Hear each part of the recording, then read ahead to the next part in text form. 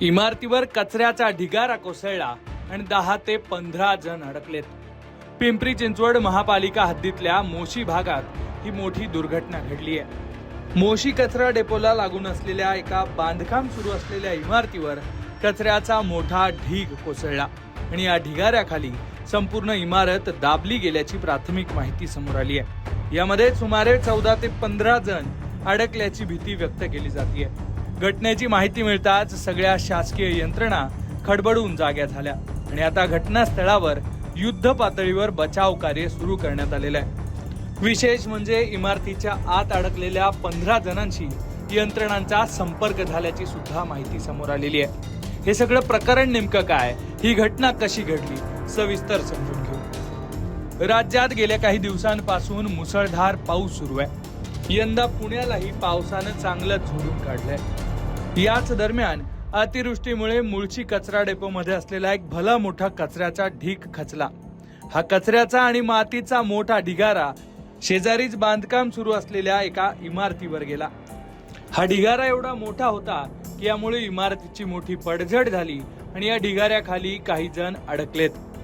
दुर्घटना घडल्याचं समजताच स्थानिक नागरिकांनी पोलीस आणि अग्निशमन दलाच्या जवानांना तात्काळ माहिती दिली आणि त्यानंतर यंत्रणा घटनास्थळी पोहोचल्या. पण घटनेचं गांभीर्य लक्षात घेऊन आणि कचऱ्याच्या ढिगाऱ्याचा आकार लक्षात घेऊन तातडीनं NDRF आणि लष्कराला पाचारण करण्यात आल्याची माहिती आहे. सगळ्या यंत्रणांनी समन्वयाने बचाव कार्य सुरू केलं असून आधुनिक उपकरणांच्या मदतीनं हा ढिगारा बाजूला करण्याचं काम सुरू आहे. विशेष म्हणजे या इमारतीच्या आत अडकलेल्या 15 जणांशी यंत्रणांचा संपर्क झाल्याची सुद्धा माहिती समोर आलेली आहे. यावेळेला पिंपरी चिंचवडचे आयुक्त विजय सूर्यवंशी नेमकं काय म्हणालेत, ऐकूयात. मोशीला जो वेस्ट टू एनर्जी प्लांट आहे PCMCचा, तर त्या वेस्ट टू एनर्जी प्लांटची जी प्रशासकीय इमारत आहे ती SLF, जिथे लिगसी वेस्टचा जो SLFचा डोंगर आहे त्याच्या शेजारी ती बिल्डिंग होती.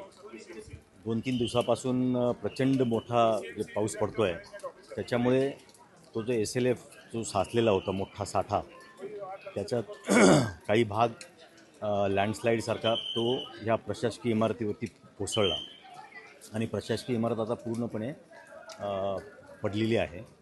त्याच्यामध्ये अंदाजे 20 लोक होते, त्यातले 4 लोक बाहेर आलेत भिंत तोडून. अजून एक 15 लोक आतमध्ये आहेत, त्यांच्याशी आमचा संपर्क पण झालेला आहे. आता इथे NDRF पण पोहोचलेले आहे आणि महापालिकेचे फायर ब्रिगेड, पोलीस कमिशनर साहेब पण इथे आलेले आहेत. आम्ही सर्व आता रेस्क्यू ऑपरेशन इथे चालू आहे. दरम्यान या भीषण दुर्घटनेची दखल राज्याच्या उपमुख्यमंत्री सुनेत्रा पवार यांनी सुद्धा घेतलेली आहे. त्यांनी तात्काळ मदत व पुनर्वसन विभागाच्या अपर मुख्य सचिव विनीता वेद सिंगल, पिंपरी चिंचवड महापालिकेचे आयुक्त विजयकुमार सूर्यवंशी तसंच पिंपरी चिंचवडचे पोलीस आयुक्त विनयकुमार चौबे यांच्याशी दूरध्वनीवरून संपर्क केलाय. ढिगाऱ्याखालून काढण्यात येणाऱ्या जखमींवर कोणतीही वेळ न घालवता तातडीनं आणि योग्य उपचार उपलब्ध करून द्यावेत.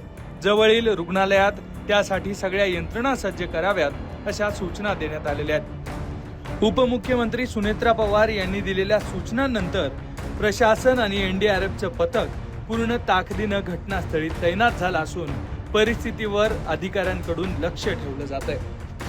दुसरीकडे मोशी आणि परिसरातील नागरिकांमध्ये मात्र या घटनेमुळे मोठी खळबळ उडालेली आहे. कचरा डेपोच्या सुरक्षेचा आणि त्यालगत होणाऱ्या बांधकामांचा प्रश्न या निमित्तानं पुन्हा एकदा ऐरणीवर आलाय. सध्या प्रशासनाचं सगळं लक्ष फक्त ढिगाऱ्याखाली अडकलेल्या लोकांचे प्राण वाचवण्यावर केंद्रित आहे. त्यामुळे आता या बचाव कार्यात पुढे नेमकं काय होणार यावर सगळ्यांचं लक्ष आहे. पिंपरी चिंचवडहून अश्विनी जाधव केदारीसह ब्युरो रिपोर्ट, लोकमत.